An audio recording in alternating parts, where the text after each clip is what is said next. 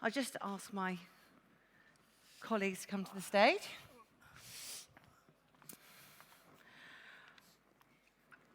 Right.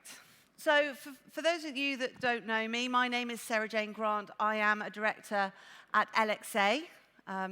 We're a multidisciplined consultancy firm, and we're based in London, Dubai, and India.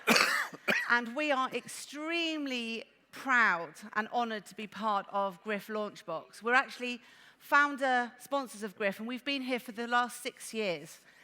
And through those 6 years, Bench have been absolutely awesome at growing this concept of Griff, the Global Restaurant Investment Forum.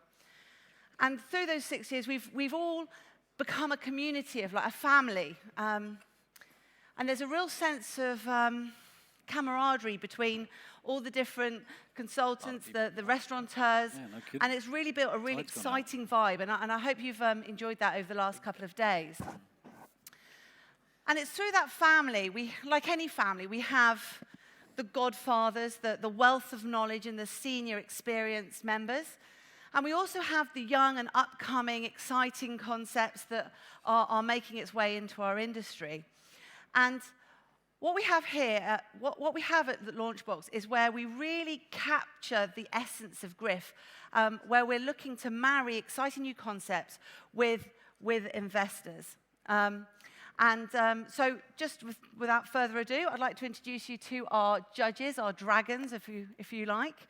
We have Henry McGovern, we have Robin, we have Sami Daud, and we have Sven. So what we're doing today is we're having a pitch from 6 really exciting concepts who are going to come on stage, give us a 2-minute elevator pitch, followed by questions and answers from our team here. I would introduce you, but you've all been on stage already, and we all know you all very well, and I'm sure everybody does. But if you want to speak to our investors, everybody on stage has a wealth of experience of taking concepts and growing them in the market and investing in concepts, or for whatever reasons. And offering mentorship, if you like, to products and bringing product to market, concepts to market. So you've probably, I hope, had a chance to see the LAUNCHBOX, where we've had our 6 concepts selling their wares, if you like, and introducing you all to their brands. And through the morning, we've had 6 godfathers of Griff, if you like, who have, if you want to stand up, we've got David Singleton here. We've got Naeem here as well. Who else have we got? We've got Jonathan, who's hopefully in the room somewhere. Chris Fung, where are you? Give us a wave. There we are. James Haken and Mikkel, I think he's over there too. I can't quite see, but I'm sure you are. So huge thanks to these guys. What they've done this morning is they've taken time out and they've worked with all of these concepts individually, offering them advice and offering them their guidance on how to really snare the money that these guys have got in their pockets, and their interest into investing in them, both financially and in terms of mentorship and guidance as well. Okay, I think that's everything. At the end of their pitches, they're going to come on stage one by one, and we'll introduce them. At the end of the day, we're going to pick between us what we think is our winner. And if we have a hung vote, then Dave Rooney, my co-director at LXA, is going to have the deciding vote, wherever he is. There he is. There, good. Okay, great. So without further ado, I would like to introduce on stage Yolk, who's Nick's going to be presenting for. Yolk, is he here? You got the mic. Well done. Brilliant. Okay, this is very daunting for these guys, so let's give them lots of love. Okay. Just quickly, while Nick settles down there, I just want to have a little shout out to Steve Cooper here, from Lyle Spirits, Bobby Gins, and Artisan Drinks. You may have noticed that some of the seasoned Griff speakers have been being served their gin and tonics slowly throughout the last couple of days. So huge thanks for keeping us very well oiled from Steve and his team. So, wow. You've got the choice of the Conference Classic gin and tonic, you've got a Griff gin and ginger, or you've got Violet's in Amsterdam. So. Wow. And if you guys, so I didn't quite hear the names, but these guys have got 3 specific drinks that they've been showcasing for us over the last couple of days. If you haven't tried one, do go and join us, and Is this the conference one? do try their drinks. Okay. That's quite Thank you very much indeed. Cheers. Okay, Cheers. Nick, are you ready? Cheers. I'm ready. Cheers. Yeah. Great. Feels right. Wish I'd had a gin and tonic before. So, Afterwards, love. hello, Dragons. Hello, Griff. Pleasure to be here. So, my name's Nick Philpott. I'm the founder of Yolk. Yolk serves elevated fast food. We aim to be the memorable, foodie, grab-and-go alternative for busy Londoners. We currently run 2 restaurants, takeaway restaurants in the City of London. We serve breakfast, lunch, and specialty coffee, all freshly made to order. For breakfast, think eggs Benedict in a pot, oat milk porridge, sweet keel bacon bap, and for lunch, steak béarnaise sandwich, miso egg mayo, freshly roasted chicken Caesar salad. So it's kind of simple, classic dishes, but we are elevating them and taking them to the next level through great ingredients, attention to detail, and some Michelin-level techniques. So why is there a need for Yolk? What's the point? Our feeling is there's a huge disparity in quality and excitement between the seated dining market and the grab-and-go market. To take London, our home, as an example, it's a fantastic culinary city. It's full of innovation and creativity, and we're frankly spoiled for choice as consumers. And as a result, consumers won't accept the run-of-the-mill. There's just no need to. So it's strange then that in a grab-and-go setting, those same consumers are being asked to accept something that's really pretty dull. It's the same old chains. They tend to be either convenience and value-led, so the kind of Pretz and Eats of this world, the kind of first wave.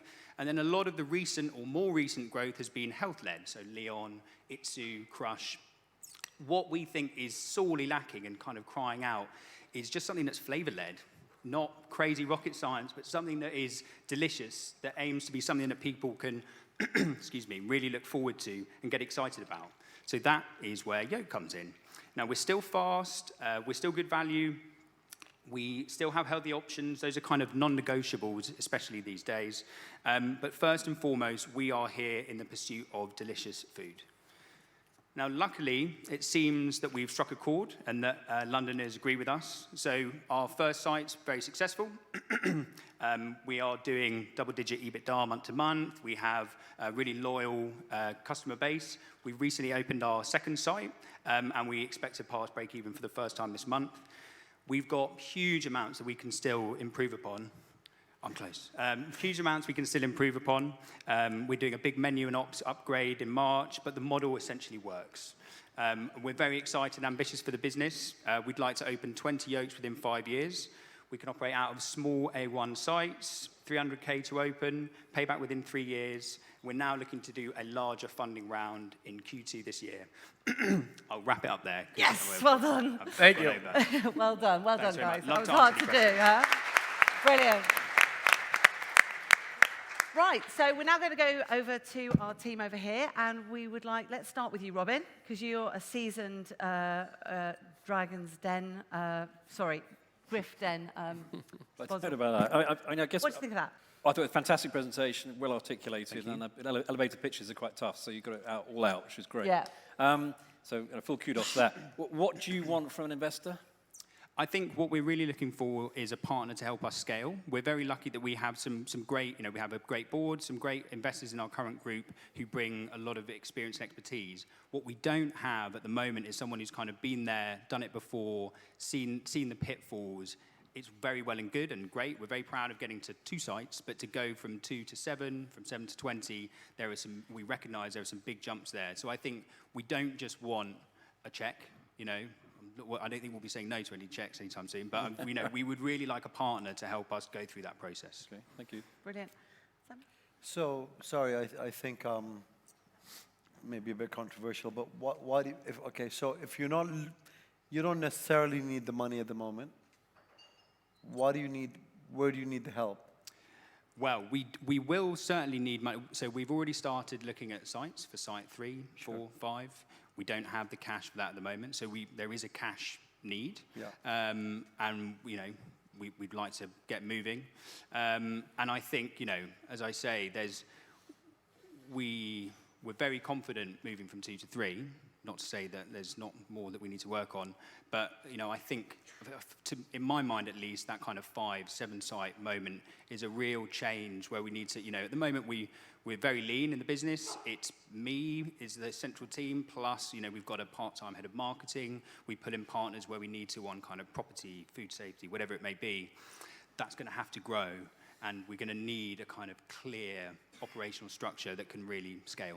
Sure, but I guess my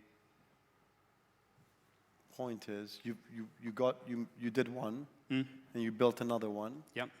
And you know, slowly, if you know, you've Why been not able do the same again? Why not keep going in the same way? Correct. You've been able to do it twice now, Yeah. and you can keep on doing that maybe. Yeah. I mean, part of the answer is that it's hugely, frankly, time-consuming doing a round every time we open a site. It's, you know, given that we are a small team, it kind of takes me out of the business where I can be adding a lot more value, purely focused on funding. So if we can do, you know, raise enough to open 3 in one go, that would be great. Henry. I liked most in your presentation where you got onto the taste and you said that's where you got off your notes, that's where the smile came on your face, you felt the most relaxed. So you made it believable that you really care about the food at that moment. So that was nice. Thanks. Thank you. The name Yolk.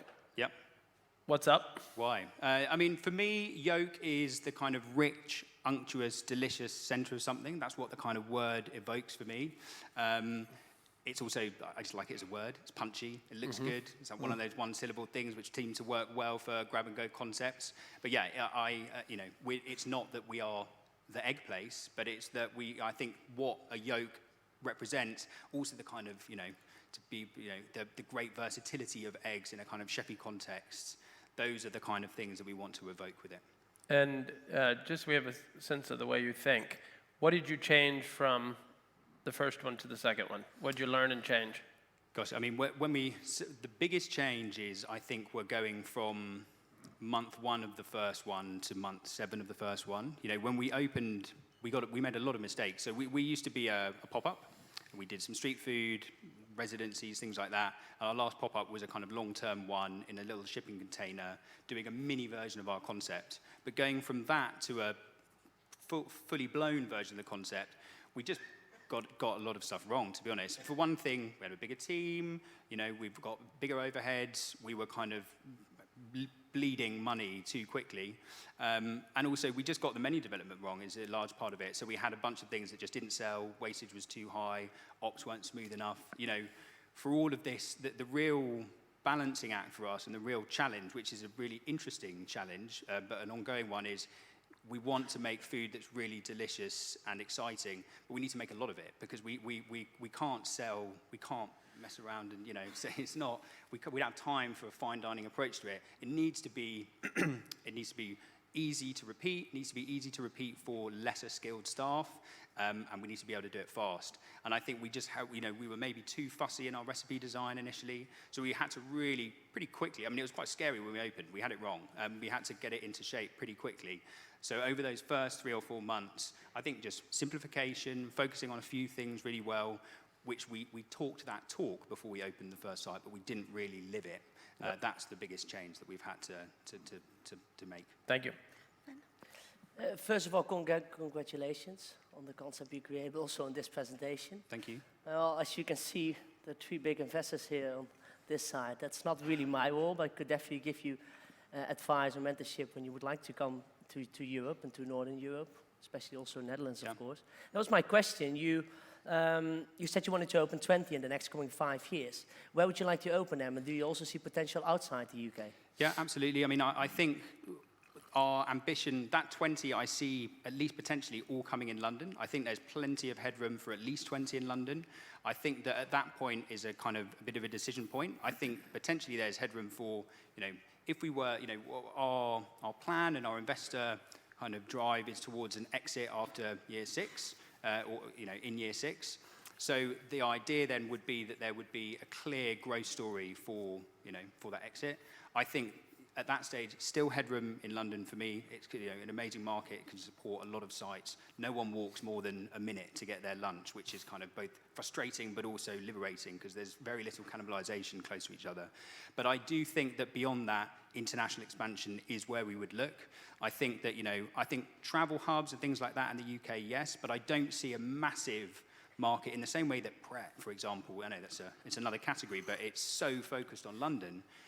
I think that the kind of disposable income and the kind of culture where people are going to be eating this kind of food, London is perfect. We could maybe have 1 or 2 in some other major cities, but I think the big prize would then be international. Thank you. Yeah, brilliant. Right. Thanks, Nick. Well done. Well done.